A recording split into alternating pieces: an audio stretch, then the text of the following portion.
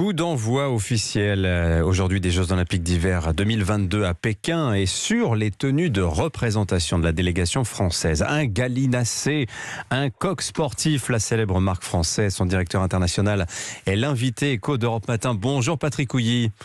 Bonjour. Bienvenue sur Europe 1 et félicitations, quelle vitrine pour le coq sportif que les Jeux Olympiques. C'est d'ailleurs une revanche pour vous, puis pour le coq sportif, d'équiper à nouveau les athlètes tricolores. Ce fut le cas entre 1912 et 1972. C'est exactement ça. Pendant 60 ans, le coq a équipé toutes les équipes de France.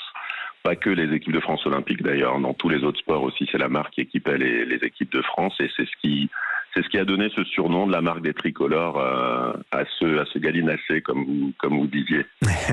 Et mais alors, qu'est-ce qui s'est passé en 72 pour que le coq sportif perde ce privilège d'équiper et d'orner les tenues des équipes de France ? Alors, on n'y était pas, donc on n'a pas tout à fait toute l'histoire, mais c'est quand même la période où le sport est très désirable pour le coq sportif, évidemment, mais pour d'autres marques. On imagine bien que la concurrence était forte, et puis surtout, les années 70, c'est le moment du choc pétrolier. Pour le coq sportif, ça a été un moment de choix particulier, des investissements dans l'immobilier pour agrandir les usines qui étaient situées en France, qui ont été un petit peu risqués, notamment à taux variable. Et en 73-74, l'entreprise a dû être cédée finalement, rachetée à la barre du tribunal par un autre groupe. Et à partir de ce moment-là, ça s'est arrêté. D'autres marques se sont succédées sur les équipes de France. Et on est de retour aujourd'hui, ce qui est absolument magnifique comme anniversaire, puisque ça fait 50 ans. Voilà. Alors, s'en suivent des années un petit peu compliquées, mais en résumé, vous nous l'avez dit, Patrick Houilly, c'est compliqué pour la marque jusqu'à assez récemment. Et on peut dire que la renaissance, vraiment, se fait... Bon, là, 2020 est une année importante puisque vous remportez l'appel d'offres auprès de l'équipe de France, des équipes de France pour avoir pour équiper l'équipe de France dans cette tenue de représentation. 2024, prochaine étape puisque vous aurez aussi toutes les tenues techniques des équipes de France comme ce fut comme pour les Jeux de Paris en 1924. Tout un symbole encore une fois.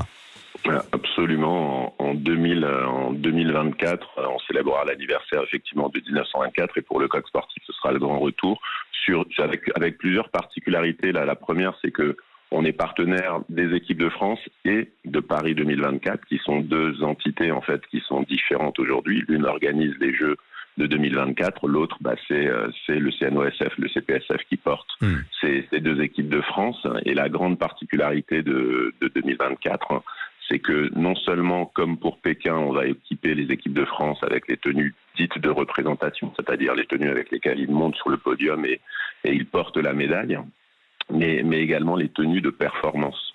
Et ça, c'est unique parce que depuis maintenant des années, en fait, l'équipe de France, du point de vue de l'équipementier, n'est pas unifiée dans ce sens. Et donc, le coq sera à la fois sur les podiums, en dehors des terrains et sur les terrains de performance. Et ça, pour nous, c'est absolument clé. On est une marque de sport qui s'inscrit dans les stades et à l'extérieur. Et c'est très important d'avoir cette visibilité, cette crédibilité-là. Alors, très intéressant aussi d'observer que le coq sportif, depuis quelques années, fait le pari du Made in France avec une vraie relocalisation qui est en cours maintenant depuis 2-3 ans dans le berceau historique de la marque qui se trouve à Romilly-sur-Seine, c'est dans l'Aube, où vous avez votre siège qui avait été abandonné, tout ça abandonné pour l'Asie à la fin des années 80. Retour au bercail.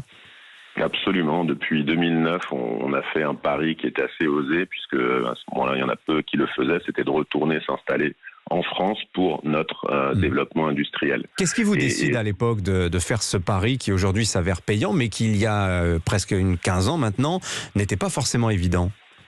C'est la vision de notre PDG, Marc-Henri Bossir, qui voit clairement que la direction que l'on prend avec des développements de produits en Asie, c'est pas celle que lui, personnellement, il a envie de prendre, et puis que le monde est en train de prendre, tout simplement. On voit beaucoup d'autres marques qui vont dans ce sens à ce moment-là. Lui, il le sent, et il sent qu'il faut redonner à cette région et à cette marque un ancrage qui soit fort et légitime. Et par chance, il y avait encore 2-3 choses qui étaient récupérables et donc on est allé visiter tout ça, ça a été possible et derrière on s'est lancé dans ce pari fou. Et nous, ce qu'on aime bien dire, c'est que ce qu'on aime, c'est la proximité en fait, plus que le Made in France, parce qu'aujourd'hui il n'est pas forcément possible de tout réaliser en France, donc on essaye d'en faire un maximum. Donc Romilly-sur-Seine aujourd'hui, c'est une centaine de personnes qui travaillent maintenant sur le site. Et surtout, autour du site, on travaille et on a fait perdurer quelque part plusieurs industries en fait qui nous sont indispensables. La teinture de Troyes, au tricotage, qui est une entreprise qui tisse le fil de coton. Il y a des badges aussi, une entreprise qui s'appelle Elma Brod. Donc tout confondu, c'est 260 emplois cumulés en plus des 100 que nous on assume directement et qu'on a envie de développer. Alors ceci dit, vous l'avez dit, mais la confection se fait encore au Maroc et on peut le dire, c'est pas forcément de gaieté de cœur parce que vous êtes confronté à, on parlait de l'apprentissage il y a quelques minutes dans le journal, mais un véritable problème de savoir-faire aujourd'hui. Il y a beaucoup de candidats qui ne savent plus faire certaines choses que l'on maîtrisait parfaitement en France dans l'industrie textile il y a quelques décennies. Et vous avez donc pris la décision d'ouvrir un centre de formation pour retrouver ces savoir-faire perdus. L'idée, effectivement, c'est que le savoir-faire textile qui a été complètement perdu, l'Aube, c'était le leader européen de ce savoir-faire. Aujourd'hui, il y a de moins en moins de jeunes, en fait, qui ont envie d'aller travailler dans les usines. Donc, il faut leur montrer que c'est un travail qui est valorisant et qui doit être valorisé. Aujourd'hui, on voit beaucoup de boulangers qui reviennent, la cuisine également, on voit que le travail manuel est de retour. Le travail du textile et le savoir-faire du textile, c'est un travail manuel et pour ça, il faut pouvoir l'apprendre. Étant donné que le savoir-faire s'est coupé, ne s'est plus transmis, on va dire naturellement de génération en génération comme c'était le cas, on a réouvert ce centre de formation qui va pouvoir accueillir comme ça des nouveaux candidats, des nouveaux jeunes et qui eux vont pouvoir le transmettre ensuite parce qu'en fait c'est une rupture générationnelle qui fait qu'à un moment on ne peut pas le transmettre et puis évidemment industriel aussi dans le sens où beaucoup de machines de l'époque avaient disparu et avaient même quitté le territoire français. Voilà, renouer le fil avec la tradition textile française, vous me passerez le jeu de mots. En tout cas, merci d'avoir été en ligne avec nous.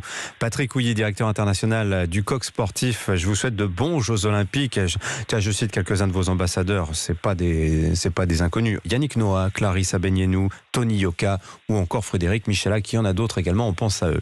Merci à vous, il est 6h50 sur